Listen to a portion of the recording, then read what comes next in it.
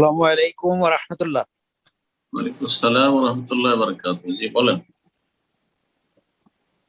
উস্তাদ, আমি মোহাম্মদ আউল খায়ের সানিসাইড new York থেকে বলছি। আচ্ছা আমাদের বলেন।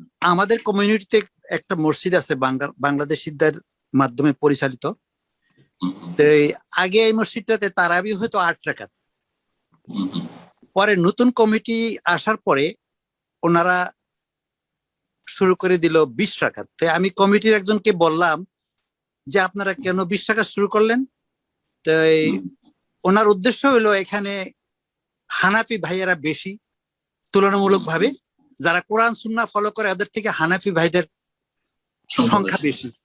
তো জি জি উনি বললো যে একটু ব্যালেন্স করার জন্য এটা শুরু করলাম। হুম, তো জি এই জি পরিপ্রেক্ষিতে আপনি কি বলতে চাচ্ছেন অ্যাকর্ডিং টু কোরআন সুন্নাহ? এই মেন্টালিটি যদি কমিটির লোকদের মধ্যে থাকে, এটা কি হুম, ঠিক হুম, আছে? তো এটা জানতে চাচ্ছি। জি। আসসালামু আলাইকুম। দেখেন, তারাবির বিষয়টা যত বড় মনে করছেন আসলে অত বড় নয় সমস্যা। আমাদের দেশের হানাফিরা তাদের মজহাবের অন্ধ গোঁড়ামি করে, তো তাদের মধ্যে সংকীর্ণতা থাকতে পারে, কিন্তু আপনি যখন কোরআন সুন্নাহ অনুসারী একজন আহলে হাদিস বা একজন সালাফি, তো আপনার মধ্যে উদারতা থাকবে।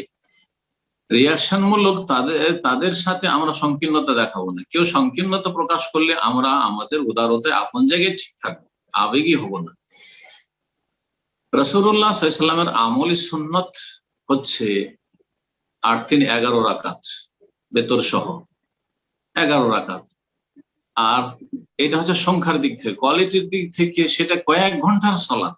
রাতের ১/৩ বা অর্ধেক, অনেক সময় ২/৩ এই ৩ কোয়ালিটির কথা আল্লাহ সূরা মুজাম্মিলে বলেছেন। তো কোয়ালিটির সুন্নাতটাও যেন আমাদের সামনে থাকে সালাফি ভাইদের, আহলে হাদিসদের। শুধু গণনাটা আমরা মনে রাখলাম যে ১১, কিন্তু ১১ নবী সাল্লাল্লাহু আলাইহি ওয়াসাল্লাম পড়েছেন ৪ ঘন্টায়, ৫ ঘন্টায়।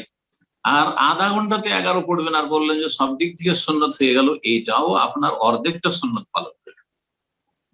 কথাটা আমাদের ঘর থেকে নিজের সংশোধনের প্রয়োজন রয়েছে, আমাদের মস্তিষ্কের সংশোধনের প্রয়োজন রয়েছে, চিন্তা চেতনার সংশোধনের প্রয়োজন রয়েছে। আমরা শুধু সংখ্যাটাকেই সুন্নত, বড় সুন্নত মনে করবো, যেমন সেটা সুন্নাত, ঠিক তেমনি কোয়ালিটিটাও সুন্নত। তো যদি কোয়ালিটি আমরা মেনটেন করি, কমপক্ষে আজকালকার জামানায় তো ১ ঘন্টা সর্বনিম্ন বললাম, সর্বনিম্ন ১ ঘন্টা ৮ রাকাতে ১ পারা পড়লো, তাতে তাহলে ঠিক আছে।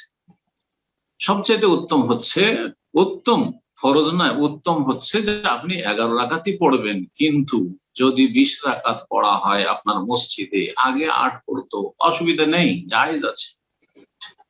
এই ক্ষেত্রে এতটা অবশ্যই আপনার থাকা উচিত, বা ওই সব মুসল্লিদের থাকা উচিত যে নবী করিম সাল্লাল্লাহু আলাইহি সাল্লামের সুন্নত, আমলি সুন্নাত হচ্ছে ১১ রাকাত। কিন্তু সালাফদের যুগে, সাহাবায়ে কেরামদের যুগে, তাবেঈনদের যুগে সংখ্যা সেই যুগে বেড়ে গিয়েছিল। কেউ ২০ পড়তো, কেউ ২৬ পড়তো, কেউ ২৮ পড়তো, কেউ ৩৬ পড়তো, ৪১ পড়তো। ইমাম মালিকের যুগ, তাবেঈনদের যুগ, অনেক তাবেঈন তখন ছিলেন, অনেক তাবেঈন, অধিকাংশ তাবেঈন ইমাম মালিক রাহিমাহুল্লাহর ওস্তাদ। ইমাম মালিক রহমতুল্লাহ জামানে মদিনার লোকেরা মসজিদে নববীতে ৪১ রাকাত পড়তো। ৪১ রাকাত, ৪০ পড়ার পরে ১ বেতন, না হলে ৩৮ পড়ার পর ৩ বেতন, এরকম করে পড়তো। তাহলে বোঝা যাচ্ছে সংখ্যা বাড়ানোর বিষয়টি কোনো নাজায়েজ বিষয় নয়।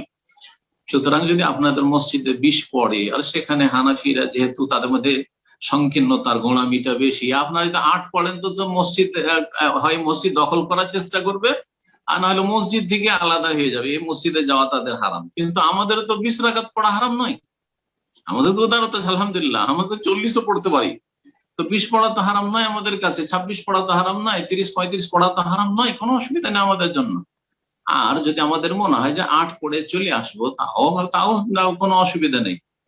সুতরাং আপনার মসজিদে যেটা ২০ পড়ছে সেটাও ঠিক করছে, কিন্তু সেটা সুন্নত বলবো না। ঠিক করছে কিন্তু সেটা সুন্নত নয়, জায়েজ কিন্তু সুন্নত। আবার বলছি, শাইখুল ইসলাম রাহিমাহুল্লাহ বলতেন উত্তম হচ্ছে লম্বা করে ১১ রাকাত পড়া, কিন্তু কেউ বেশি পড়লে পড়তে পারে, কেউ বেশি পড়লে পড়তে পারে। আল্লাহু আ'লাম।